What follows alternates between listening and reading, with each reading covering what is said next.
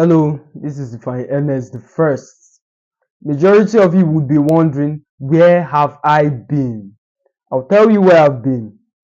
I acquired a couple of rental properties and that have been consuming most of my time.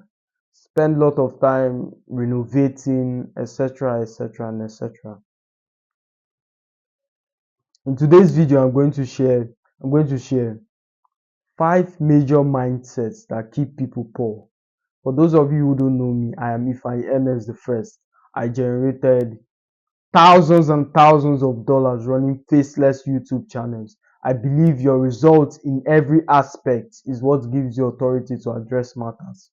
So that's why I gave you that little introduction. So 5 major mindsets that keep people poor. The first is they do not have a goal to be wealthy. Majority of the people who are listening to me, yes, you who's watching me, you want to be wealthy, but you don't have the desire to be wealthy. A desire is a will and a determination backed up by the willingness to pay the price, to pay every single price under heaven that is scriptural to get that which you desire. You who's watching me, tell me one single sacrifice you're making consistently towards that which you desire. Majority of you do not even know what you desire. I want to be wealthy. Okay, how do you want to be wealthy? How do you plan to pull it off? How much do you want? Is it in stocks? Is it in bonds? Is it real cash? Have you spec the banks? Would you move it to a private bank because the commercial bank have put limitation on how much you can withdraw? How would you hedge against the system attack? If the government comes today and sees every single asset you have, what do you resort to? Have you started looking at gold? Do you understand how the financial markets work? Or do you just want to be wealthy? So you have to pay attention to that. Pay the price. Pay the price. Now, what is the price? The first thing you have to understand is that this wealth of the thing is very subjective. That's why there is no number that you can say once you've attained X number, you're wealthy, because success is personal. That's why I frown at influencers who try and purport to the younger generation that if you don't have a Lamborghini, you're not successful. Majority of the people who's watching me do not just want to be successful, they just want to pay their bills without anxiety. They just want to live a life where they can go on vacations, where they can have the nice stuffs, where they can do things which they really want aside working that shitty 9 to 5 job. That's what majority of people want. If that's what you want, it's fine. Not everybody was designed to have millions and millions of dollars, but I do. I desire that realm. So that's the first thing. Make a decision to be wealthy. A decision is the determination backed up by the willingness to pay the price. Identify that's which you want. That's identify the first thing you want. Identify how you're going to do it, or increase your probability to get there. Majority of us understand that your goal cannot be not clearly defined, or that which you desire. The path might not be rigid, but you can devise means that increase your probability to get that which you desire. You can never find the blueprint, or not necessarily the blueprint. The path to success is not a straight line. Perfection. Stop paralyzing yourself in perfection. Start now. More tools will be found as you go along the way. It's never going to be perfect. I'll wait till the summer, or I'll wait till the new year hits so I can start collectively. I can hit day one. So it's very synchronously, or it moves synchronously, is in sync with the new year's date. So I hit day one up until day 365. My friend, you would never start if that's your current thinking, because you're trying to establish a new habit, and habits are very difficult, especially if you don't have the correct fortitude in order to sustain it. So chances are excellent that you are going to default. Chances are excellent that something might happen and you fall back. What happens when you hit day 5 and you revert back to your old patterns? Do you wait till the next year hits before you begin your journey? Exactly. So start now. More tools will be found along the way. Start with what you have now. I want to start YouTube, but I'll wait till I get the camera. Start with your phone. What's wrong with your phone? Clear out some storage. Learn editing skills. You might not be the best, but start. When I started my YouTube channel, those faceless channels, I didn't know shit about editing. The only thing I knew at the time was how to generate auto captions, which is the easiest thing. Click up on editors like CapCut. That was the only thing I knew how to do. As time went on, I knew how to add visual hooks. I started learning how to add the glowing text and all other unique features that makes me stand out. Start where you stand. That's the first thing. The second is money is evil and money is carnal, especially the religious guys. Majority of the religious people believe that money is evil, that money is not for them.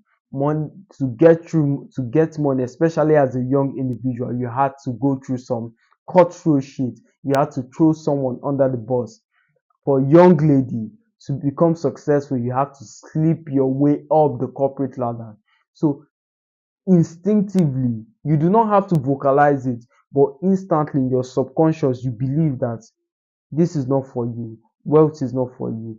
I do not want money because money is evil. Rich people are evil. Well, if that is the case, do you want a $10,000 raise? Of course I do. So, why do you want more of something that you detest? If you believe money is evil, if you believe money is wrong, then if you also believe that you're a good person, then get the money, then employ it in a way that you believe is prudent. Be the difference, make the difference, show people that rich people can actually be good. I had a friend come up to me one time. He said, I'm selling this stuff below its cost. It costs $2,000, but my peers sell it at $3,000. I do not want to increase the price because I feel not because he had an imposter syndrome. However, he felt that was not the right thing to do. That was like charging the customers more, but the idea was behind this wrong narrative of what money is. So knowing he's a religious person, I said to him, look, Bob, if you sell this at a higher price, does that mean the check in which you give the charity increases? Immediately he lit up like, yeah, instead of 3,000, why not 10,000 or 15K? So I connected his belief to the money. I connected his belief to the money. I showed him how he can employ these finances in a very positive way. You who's watching this video, I believe that if you get the money that you desire, your parents, all those you care about, they will live a very good life. So align your finances to purpose. Before you start chasing this thing, I want you to write out 2 things you will do that is beneficial when you get these finances. I will get my mom a house. I will give X to charity. That's the first thing. That's the second thing, rather. The third is no participatory rule. Majority of us want to manifest, chant affirmations, beat our chest, but you are never going to become wealthy by chanting platitudes around a campfire and reciting affirmations. It's going to come through hard work. Hard work is not more or extra. People who go through that route are bimbos. People who go through that route can testify that is the never ending strategy. Imagine with me for a moment, you get hired in a corporation, you're looking for a raise, Instantly, the logical solution is to do more at work, more of what you're doing. So instead of completing the task in a week's time, complete it in 3 days and take on the next task. It's only a matter of time before your boss notices this improvement in work and gives you that raise which you desire. However, the human time is finite. It's only a matter of time before you come to the conclusion that you can't do this any longer. You cannot increase this labor. So trying to do more of the same gives you more of the same. Your time is finite. Everyone is allocated 24 hours a day. You need to eat lunch, you need to rest, you need to recover. So there's limited time to what you can do. The richest men in the world have leveraged their time based on other things that can multiply their time, such as code, media, and other outlets. So you, my friend, are going through the logical route. Logical solutions are not always profitable because that's what everyone will try and do. They have already been tried and it's most likely they failed. Approach things using psychological solutions. Psychological solutions. Instead of making the train faster, why not make the train, or why not make the experience more enjoyable? I one time, some time ago, in this rental property I acquired, the tenants were complaining the lift time is very slow. They need to increase the duration of the lift. I contacted the company who installed the lift. I said, how much would it cost to increase the lift time? They slashed me some huge amount. Instantly, I thought to myself, this is a logical way to approach it. What would be a psychological solution? Instantly, I floored the wall to the ceiling with mirrors. I understand the fundamental basis of human nature. I understand that humans are very narcissistic. All we care about is ourselves. So the tenants will get lost in looking at themselves and forget the actual duration of the lift. You see, the lift, the speed time of the lift was never increased. Yet I got no complaints regarding that matter. I got no complaints regarding that matter. See, humans. So approach things using psychological solutions. Second, that's the second thing. That's the first thing rather. No participatory rule. People just want to chant affirmation, they want to believe and think positively. But my friend, there is going to be a degree of work, there's going to be a degree of labor in every single thing you do. Say for instance, you're before Elon Musk, for instance. He gives you a job or you offer some kind of service or value in exchange for his money. You might credit that experience to manifestation, you might credit it to your affirmation and your beliefs. But regardless of what you did, you had to offer some kind of service. So labor is a necessary factor in that experience. You cannot substitute it for anything. You do not make money. You take the other man's money. Every single dollar in your account you took from someone else. In order to take another man's money, you have to offer some kind of value or service. That's all it is. Sitting in your house all day and hoping money falls into your lap or brushes through your window, as one woman suggested years ago. She said she prayed for $1,000. Instantly it burst through her window. She picked the money up, she counted it, and it was exactly $1,000. That is foolish, that is stupid, that is barbaric and preposterous. That is the most inane childish thing a functioning adult could do. So participate, seek that which you desire. Like I said, the only thing you can do is to increase your probabilities in that venture. Increase your probabilities in that venture. If it's communication you want to learn, if you want to be a better speaker, you can start broadening vocabulary, you can start listening to audio tapes, you can begin to emulate speakers which you find interesting. That's the third thing. That's the third thing, right? Third, I believe. The fourth is,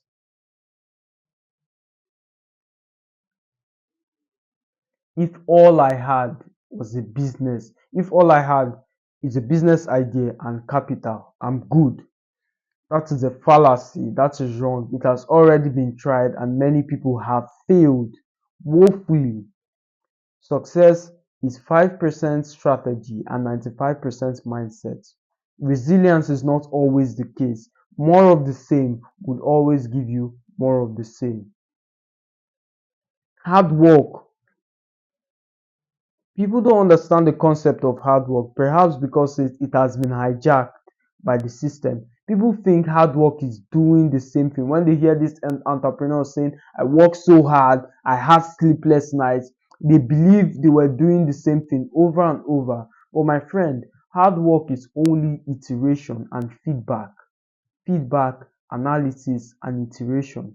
If Thomas Edison went through that same pungent strategy, I guess we'll be in the dark.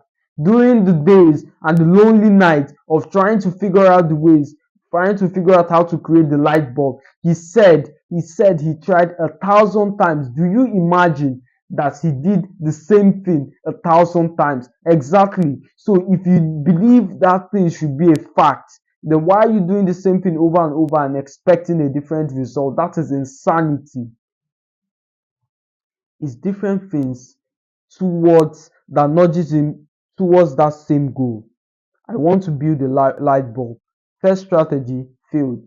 I try another strategy that moves me towards that same goal. Fail. Another strategy different from the second but aligned with the initial goal. Fail. Fourth strategy different from the third one but moves me forward towards that defined goal. Failed. So it's the feedback, analysis, and iteration. Like I said, more of the same always gives you more of the same. That's all it is. That's the fourth one.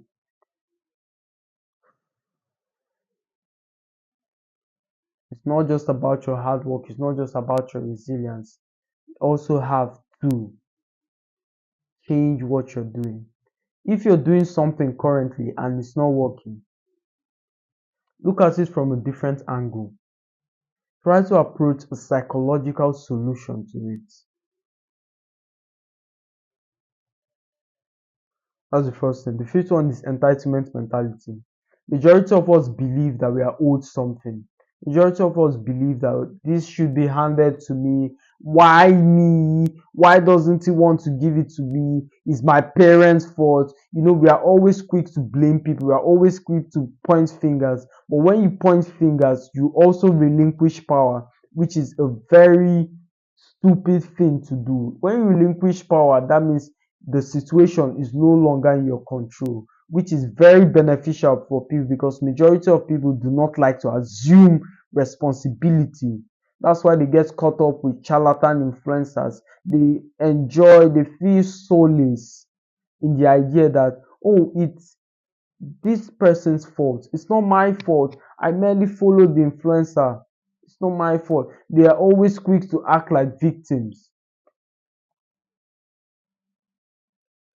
Once you walk through the earth, sustaining the consciousness that every single thing is your fault.